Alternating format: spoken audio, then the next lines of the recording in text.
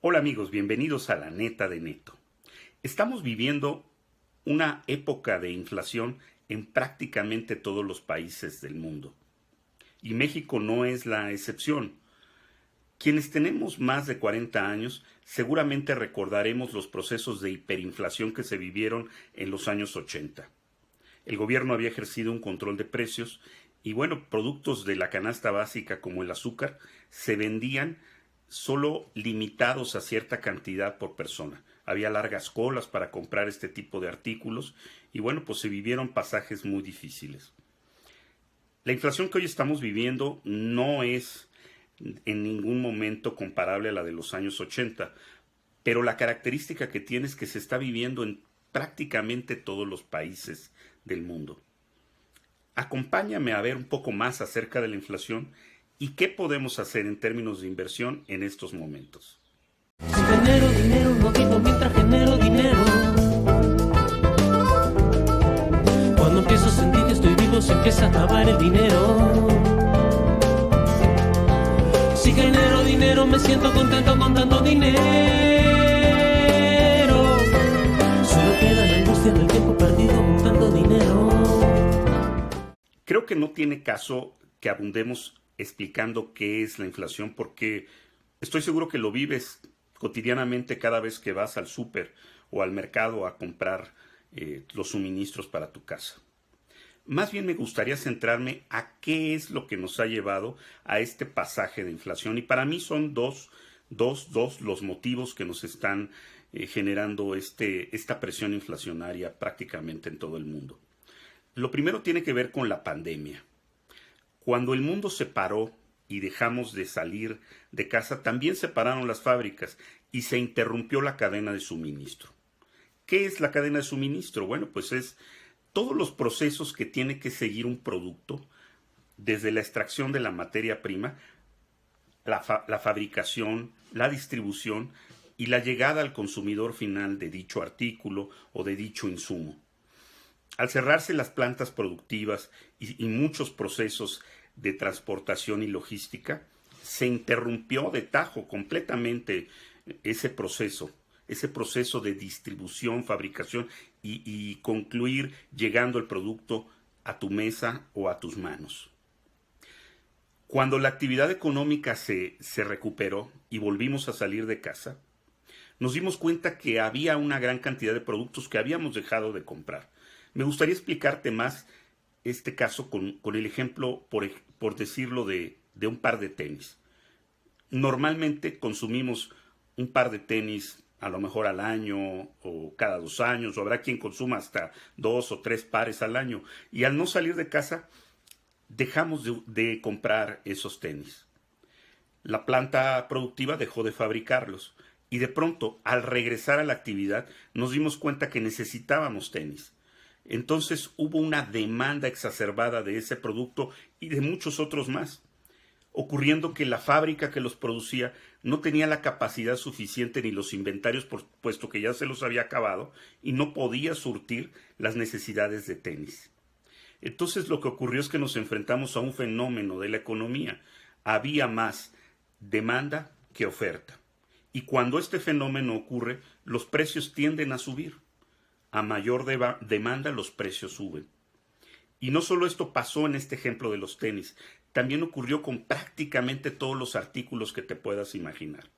Y lo mismo le pasó no solo a la fábrica de tenis, sino a los proveedores de la fábrica de tenis, que a lo mejor les surten polímeros, textiles, en fin, una cantidad de materiales para su fabricación. Y esa cadena de suministro todavía no se restablece. Paulatinamente se está logrando. Hay quienes dicen que podría ocurrir en el verano y hay quien dice que este tema se podría alargar hasta final de año. Esa es una de las razones que está influyendo en el alza en los precios de las cosas. Y la otra vino a sumarse últimamente este año y es el conflicto bélico entre Rusia y Ucrania. Y tú dirás, ¿esto por qué afecta a la inflación? Pues resulta que Rusia y Ucrania juntos son los mayores productores de grano del planeta. Además, Rusia es uno de los productores de materias primas más importantes. No solo minerales, también produce petróleo y también produce gas. De hecho, es el gran proveedor de gas de la zona europea, de la zona euro. Para decirlo de otra manera, Europa tiene reservas de gas para cumplir sus necesidades hasta diciembre de este año. Se han acabado las reservas últimamente. Y si el conflicto continúa y siguen estos bloqueos y toda esta dinámica de presión de Europa hacia Rusia, muy probablemente escasee el gas hacia finales de año y sobre todo en temporadas en donde el frío hace los estragos. Entonces, si esta situación se recrudeciera en los próximos meses, veríamos una presión en el suministro de gas primero en Europa y muy probablemente países como Estados Unidos tendría que surtir de gas a la comunidad europea, generando que otros países que le compramos gas a Estados Unidos tuviéramos problemas de desabasto. Y volvemos al mismo principio. A mayor demanda, los precios suben. Entonces estamos ante una situación complicada en varias materias primas originadas por este conflicto, siendo el punto neurálgico el tema del gas. Incluso a México, que no tiene que ver directamente con el tema de la guerra, podría haberse perjudicado. Y ya les he platicado en otros capítulos de La Neta de Neto que los mercados se anticipan a los acontecimientos. Los mercados hoy están anticipando que eso pudiera pasar y por eso los precios de los energéticos, como el caso del petróleo o el gas, se han disparado. Y prácticamente cualquier producto tiene en su composición algo que ver con los combustibles, sobre todo por el tema logístico. Y el gas, pues sobre todo en el tema de la fabricación. Estas son las dos razones por las que el tema de la inflación no ha logrado controlarse.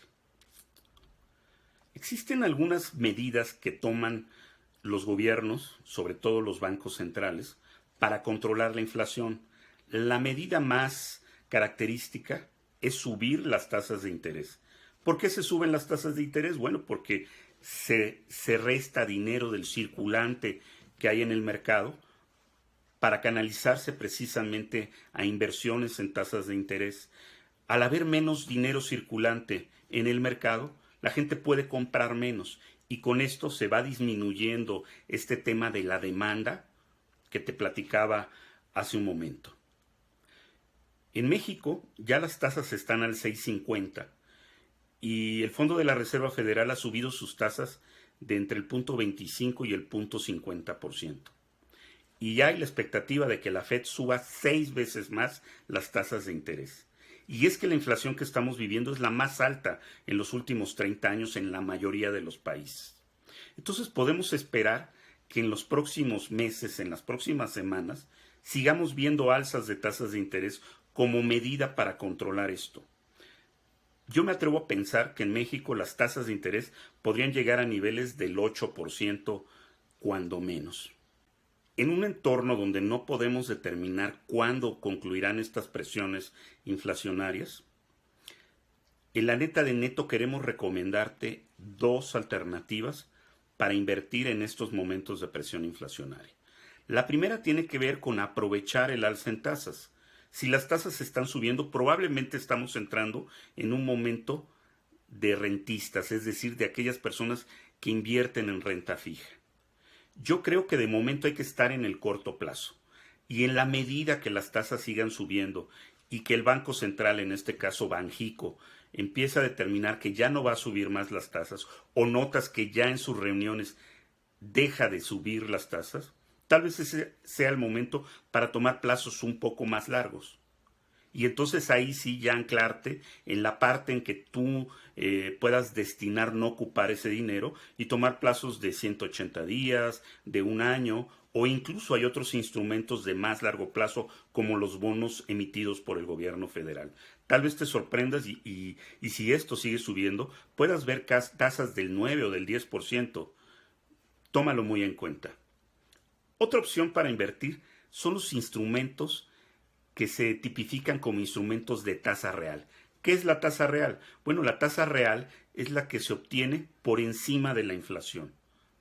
El instrumento adecuado para esto es el UDIBono, que es un bono emitido por el gobierno federal en términos de UDIs. ¿Qué son las UDIs? Son unidades de inversión que se actualizan diariamente en función de la inflación. Tú puedes pedir a tu banco o casa de bolsa que te vendan UDIBonos, pero si no quieres complicarte mucho, seguramente tu banco o tu casa de bolsa tendrá la opción de fondos de inversión que te resuelven esto y que son fondos de inversión que invierten en instrumentos de tasa real. Hay muchos. Ahora te estoy proyectando opciones tanto de renta fija como opciones de fondos de inversión. Hay un lugar que se llama Morningstar. Es un sitio de internet donde tú puedes elegir fondos de inversión y ver los mejor rankeados, los que mejor pagan, los mejor administrados. Te estoy proyectando algo de esto. No dejes de entrar a Morningstar cada vez que tengas dudas sobre si tu fondo de inversión es una buena acción. Checa qué tan bien rankeado está y mira, ahora te estoy proyectando fondos tasados en términos de tasa real que pueden ser muy atractivos en este momento. Entonces no lo olvides. Puede ser un momento de tasas de interés y ahí hay dos opciones. De momento estar a corto plazo y cuando suban más las tasas, ánclate hasta donde te sea posible en plazos más largos. Y si no te gusta esa opción o quieres combinarla, invierte en instrumentos ligados a la inflación, instrumentos de tasa real. Hemos llegado al final de este episodio, espero que te haya sido de interés. No dejes de escribirme comentándote qué te pareció, sobre qué temas te gustaría que habláramos. Y bueno, te recuerdo que La Neta de Neto es un canal de finanzas personales patrocinado por la cafetería Forum Coffee, que se ubica en la zona de La Noria, en la ciudad de Puebla. Una cafetería con temática de la música, que tiene un foro escénico y que los fines de semana, además de encontrar un buen café y otras bebidas, disfrutarás de eventos artísticos en verdad muy interesantes. Muchas gracias, amigos, y nos vemos en la próxima. Si genero dinero, no vivo mientras genero dinero.